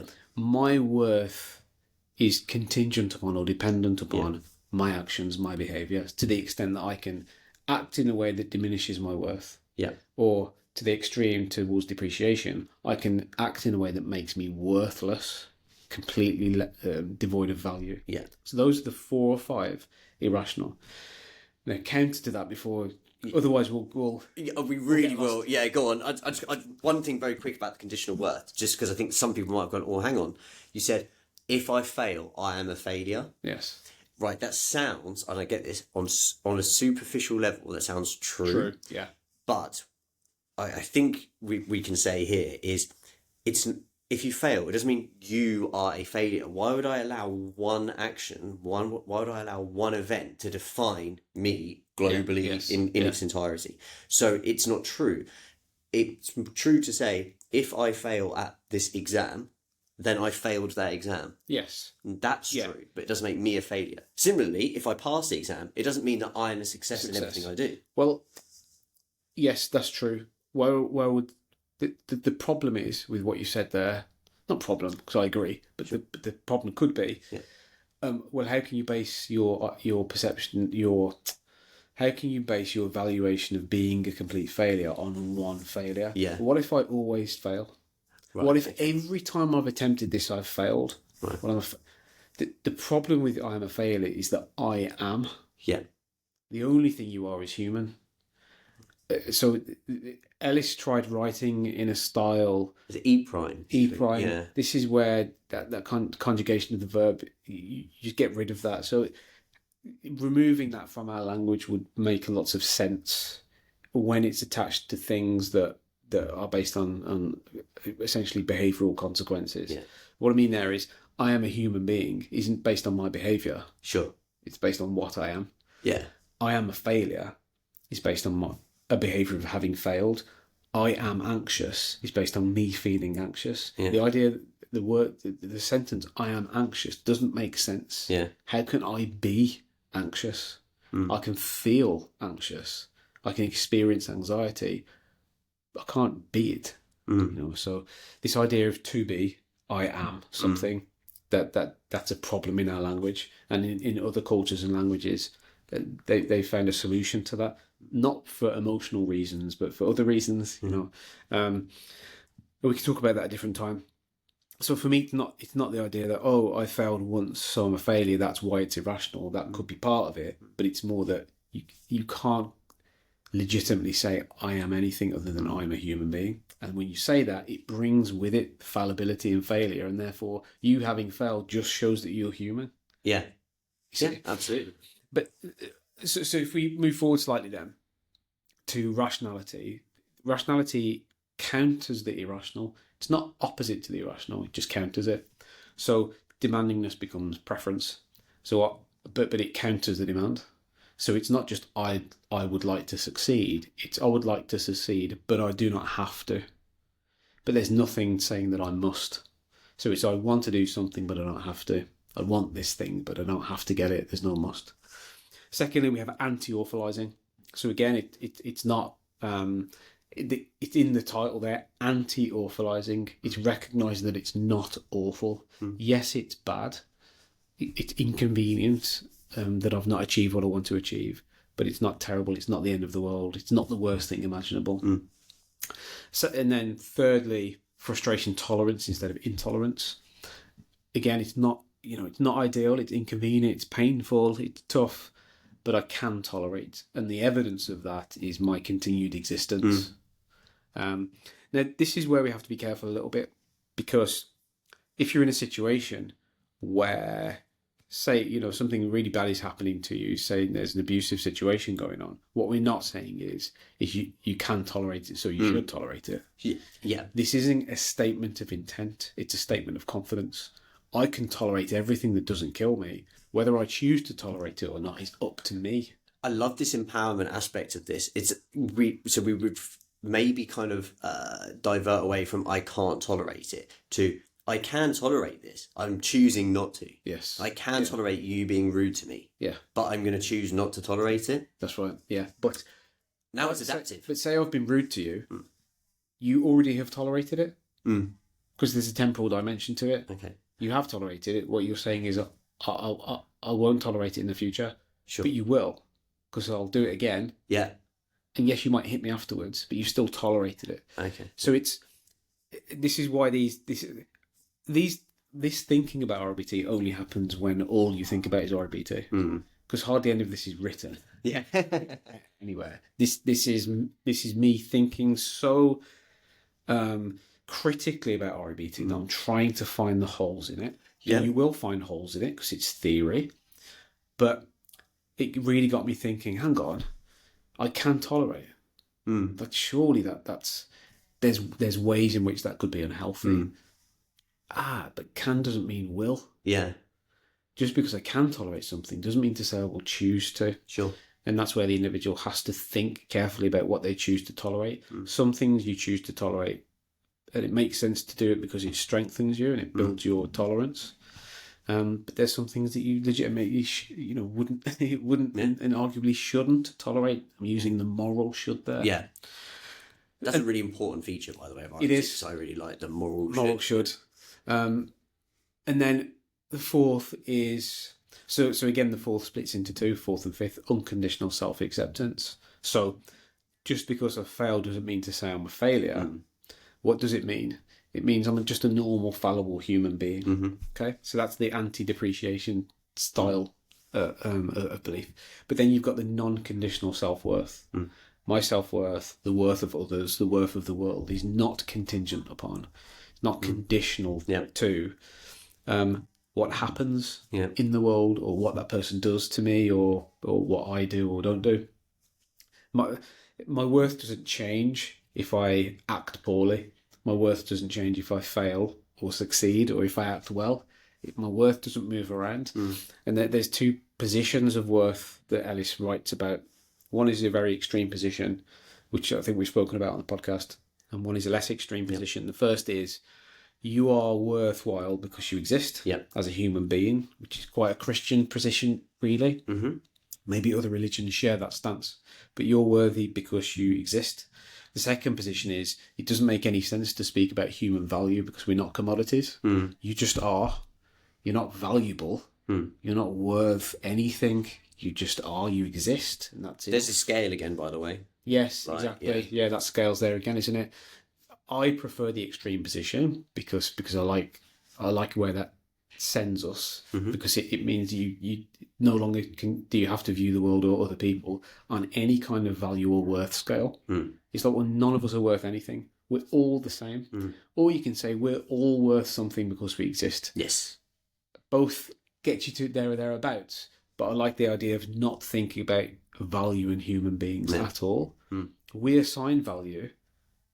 It doesn't make sense to us to assign our own value. Yeah. You know what I mean? We didn't create ourselves. Makes perfect sense. So that's the 10. I mean, usually presented as 8. Yeah. But I'm presenting them as 10 because I'm seeing in the data that we have that there's a separation, and depreciation seems to be the real dangerous part of that mixture. Yeah. The conditional self-worth, yes, it's problematic and it can lead to depreciation, but in of itself, it might not be as damaging as saying I'm worthless or I'm a complete failure. Yeah. To say I'm a complete failure, where do you get your self-confidence from? That's the from a performance perspective. Sure. If I'm a failure and that's how I've defined myself, then how do I mount the next assault on this thing I'm trying to do, because I'm going in with no confidence because I just fail because I'm a failure. And this is where an intervention might be helpful to help illustrate that for the participant. Yes. Yeah. What do you think? I mean, I'm sold. Where do I sign up for the REBT club? That's B. That's B. I'm going to charge you for this session. Exactly. Do you know what? As you're talking, I'm thinking this is going to be great for the Viva. Like, I really like the distinguishing aspect of self-depreciation. And I know from my own research, that's how your powerful. Data as well. Yeah, my data highlighted self-depreciation a lot. But I think, breaking these things down is useful because it's really important that you get the right B and that you don't challenge something that isn't irrational with you don't challenge it on rationality grounds and it isn't irrational, because you're going to be having circular arguments. Essentially, you want to make sure that you're helping the individual to articulate the belief in its fullest way, and then you can assess it for its rationality, rather than taking the first thing that sounds like a belief and then rolling with it and getting excited and going, oh, where's the evidence? Is it logical? Is it useful? You might be challenging the wrong thing there. So that's the first point around disputation, which is our next letter. The second thing about disputation is a bad word. Okay. Really. Why don't you like it? It's too aggressive. Okay. You know what I mean? It's too argumentative. Would you prefer contemplation? Maybe, yeah. Two C's though. Can't have two C's. So we have to think about the poeticness of GABCDE, not get too hung up on what D means. Yes, there's connotations around disputation. If you're going to roll with the word disputation, that's fine. It's really important to understand that you're not disputing the client. Yeah. You and the client, as scientists in cahoots, are disputing the idea. You're disputing the beliefs. You're not having an argument with the client to say you're wrong and I'm right and here's the reasons. You're not saying you're irrational and I'm rational. Let me show you how to be rational. You're saying, let's extract this thing that doesn't seem to be helping you and assess it. How rigid and extreme is this thing? How logical is this? Is there any truth to this statement? Not true for you, again. Sure. Is it empirically true? So when people say, who are you to tell me that someone's irrational or rational? I'm not saying anything. The world is telling us, because it's illogical. It's not how the world works. It's not empirically, it's not empirically solid. So it's not us saying you're irrational or you're rational. It's you and the client together saying, does this belief make sense? I mean, is there any truth to this? Yeah. I think that's really important, because how we write about REBT sometimes seems as if that's not the case, because we're trying to fit a word count. You can't express REBT in its fullest form every time you write a paper on it. Yeah, absolutely. Should we hit E? The establishment of new beliefs? Yes. Okay, so once we've followed this disputation, and I guess it's time one for another time, all the wonderful methods that REBT has used and refined. And also, I think just want to point out, as a kind of a precursor to that, from my own experience and readings, there's certain populations that certain approaches might be more beneficial to, more applicable to, for lots of reasons. So I think that flexibility, we spoke about that word earlier on today, is really important in that stage as well. Yes. Yeah. And following disputation, we managed to establish new beliefs. And this is where, this doesn't mean that we don't experience irrational beliefs anymore. Yeah. It's just that we experience them less frequently. When we do experience them, they're less strong. And we also experience a rational alternative more frequently and more intensely. Yes. Yeah. And again, that's being created together as a collaborative exercise. You're not saying, well, we've extracted the irrational, here's your rational belief, because it's completely opposite. It's got to be in the client's language, in things that make sense to them. You want to capture the sentiment of rationality. It's specifically defined as we have. But it doesn't have to be that language. It could be whatever language the person wants to use. They could boil it down to one word that captures everything they want to say in that idea. Again, it's not getting too hung up on language. Yes, it's a language-based therapy, but you don't want to get too hung up on specific words that should or have to be used because it's REBT. That person can use whatever words they want as long as they're capturing the sentiment that is of REBT-ness, whatever that is. And I think that's important because we're trying to use their language so we can create a bit of a shared language. Really, I don't want them to use my language because my language is very specific to my field. Sure. And it's jargonistic and it's theoretical and all the rest of it. That's useful to me in communicating about REBTs to an academic audience, let's say. It's less useful when I'm communicating with a client. It's far more useful to use their language. Yeah. So however they want to position this, they can position it. As long as the language is symbolic of the rationality that's in REBT. Sure. Yeah. What do you think is kind of the main challenge here of adopting rational beliefs, say for the first time? I think when it comes to challenging, the three areas, it's the logic one that, for me, I've found most challenging. Yeah. Because people, first of all, I think there's this little bit of a crossover between truth and logic. Yes. And the second one is, well, the second reason why is because people find it very difficult to not see why it's illogical to go from a want to a demand. They might say, oh, yeah, I can see why it doesn't, but I still believe it. So there's this there's this intellectual understanding. I understand why just because I want something doesn't mean I have to have it. Yes. But emotionally, no, I still want it, and therefore I must have it. Yeah. So they emotionally they buy into it. What do you think? And also they're experiencing the emotions in the same way as they were before. Yeah. When they enter into that adversity.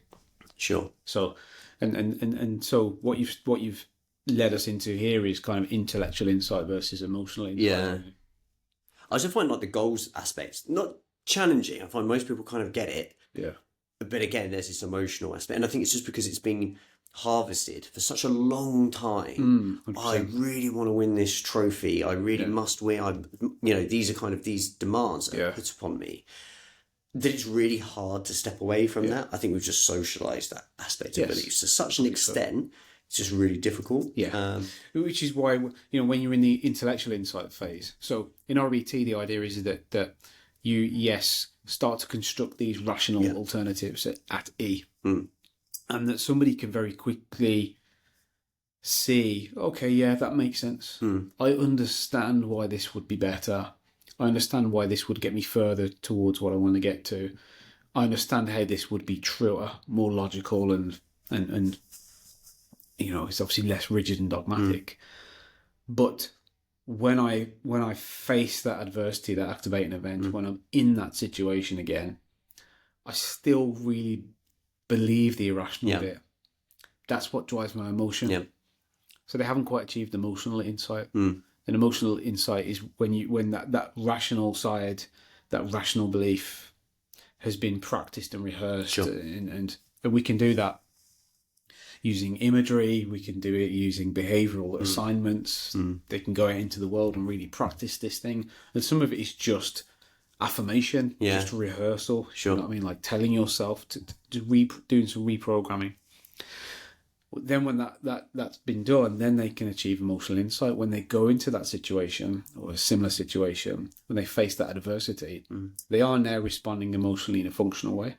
Not necessarily a positive emotion, but they're experiencing that emotion in a functional way and underpinned by those rational beliefs. They're able to very quickly counter the irrational. They're able to see it for what it is straight away. And no, I don't need to, but I really want to.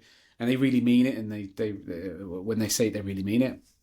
And then over time, it becomes the irrational starts to fade. Yeah, I see rational and rational as two separate dials. Yeah, that's a really nice way. After you've told me this before, I love this way of thinking about it. And when I articulated it to participants or clients, that they really embrace that because it's sometimes seen as two ends of the same dial. Yeah.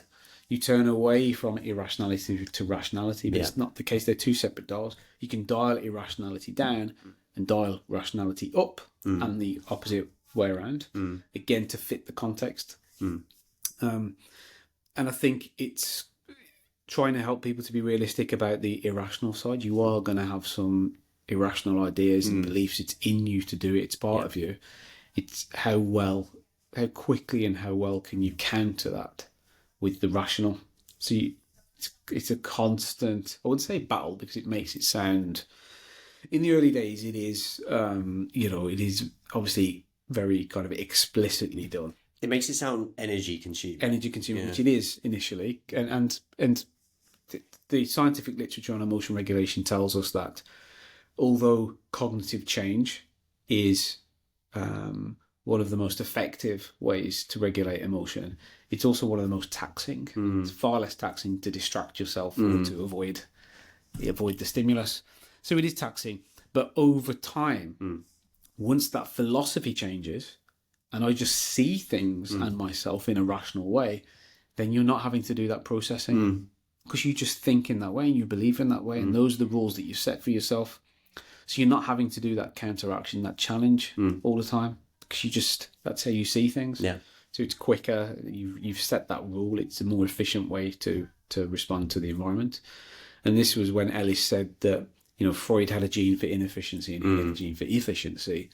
That's partly what Ellis is talking about. I think he's also talking about the time it takes to do REBT versus psychoanalysis. Yeah. But I also think when he talks about efficiency and the efficient solution, that he would talk about. That's why beliefs are important to him, for that efficiency. You know, that specific REBT, elegant solution, efficient solution. Absolutely. It's efficient because once you adopt it, it shapes how you emote and how you behave in a way that needs less processing. Yeah. You don't have to consciously think about this stuff now. This is just how I see things. You know, and then therefore I can react to adversity in a more natural manner. Yeah. And that's where the efficiency and the elegant side comes from. Yeah. Yeah. Wonderful. I think that's our framework covered. I think it's every layer. We've covered it quite comprehensively. I think that, as you said earlier, it's evolving, isn't it? Yeah. RBT. And it feels to me like the book that I always recommend is Ellis, Reason and Emotion, 1994. Okay. Because I think that it hasn't evolved much since then. Sure. But up to then, it evolved quite a lot, bit, I would say. Ellis starts with, say, 11 or 12 irrational beliefs. Well, he starts with loads. Yeah. Right?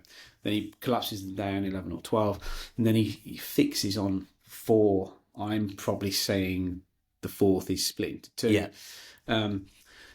So it is evolving. It's evolving much slower than it did from the 60s probably, or the 50s to the 90s. But that 94 book, I think that's how we see REBT now. I think that captures REBT. Okay. And he covers that in the early chapters. Then he moves on to different ideas in REBT, like he covers self-actualization, for example, from an REBT perspective. It's, you know, because you're constantly writing. And I think that's one of the ways that we can do the work of Ellis as we continue with REBT. It's doing the research, but trying to write in a creative way that starts to apply REBT and challenges it. For example, recent paper I published was on REBT and the hero's journey, or the monomyth. How do we nest REBT within this kind of mythological narrative structure called the hero's journey, to help people to understand the process of REBT and make sense of it, keep track of the process. It's to write in those creative ways and explore the boundaries of REBT. And I think that's where we get the evolution from, as well as scientifically testing it as rigorously as we possibly can. And that means, like the work that you're doing, going into new populations. It also means developing measurement tools that really test and measure the theory in a comprehensive manner, and to shape how we see beliefs and where they fit and how they fit together and what they cause and don't cause and in what context do they do that. So I think it is something that is kind of evolving. But I would say that 94 book is a decent one for people to go to get Ellis's words on this is what the theory really is. It's a good go-to book, I would say. What would be your recommendation for a book? Without doubt, The Rational Practitioner. Jokes aside, The Rational Practitioner is a great overview. Yeah, well, it was designed to be comprehensive, yes. But I'm basically taking Ellis 1994 in a way, and treating that as the jump off point, and exploring that in way more detail than he did. But it's still. That's it's genetically it's closely related. That's the father of that book. Is the 1994 book. Okay, you know, I'll cheat and have 2. So I like Ellis and Dryden, 97. 97, yeah. Fundamentals of REBT, and I like Dryden and Branch, 2008. Practice. So that one, when I was physically doing the interventions, that was a really wonderful handbook for me. And I find the Ellis and Dryden one useful for the theory aspects. That's where I started. That orange Ellis and Dryden 97 book was the one that I went through and taught myself how to use REBT just before I was trained. I was like, if I can learn it from here and give it a go, then I can build my confidence in it. And then I went to train. That Branch one is just super useful for techniques, isn't it? Absolutely. And structure. The disputation. That's kind of like the D book. Yeah. But also, you know, my book is very comprehensive, Rational Practitioner, but so is the D. Giuseppe and colleagues, 2014, sometimes cited as 13, but it's a handbook, big green book, and that's very comprehensive around theory and practice. And there's a yellow book, again, D. Giuseppe and colleagues, Ellis is in there, Dryden's in there. It's a book really about the belief side of things. It's kind of irrational belief side of things, and that's a really good book to go to. 2010, that one. I think it's David Dryden and Lynn, but yeah, it's got all the usual suspects in there. You know, there's some great books in this field. I think REBT is one of those practices, one of those therapies where you're not short of content. Absolutely things not. To read, yeah. But nothing can replace training. You know, it, and I experienced that myself. I read as much as I could, and then when I got trained, I realised there's things I didn't know that I couldn't have read. And then when I went on to the advanced, it was the same again. And I did advanced years after I did the primary.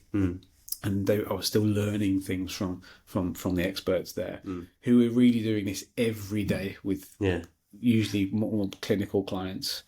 So they're iterating it so often that you know. So I think reading what you can, our suggestions are quite decent probably, but also get yourself trained in REBT if you're interested in doing that.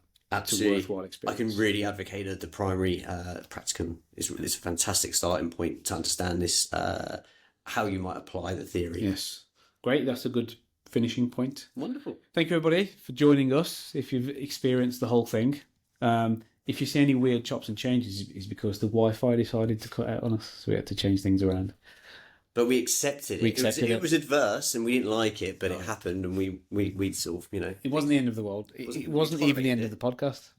There you go. Maybe we should replace that. It's not the end of the podcast. It's not the end of the podcast. So thanks everybody for joining us, and there might be some clips for you to watch as well that are shorter bits and pieces that will kind of, you know, use thematically probably, because we've covered quite a lot comprehensively. Yeah, I think so. But everyone, once they start, they're not going to want to switch off, are they? Yeah.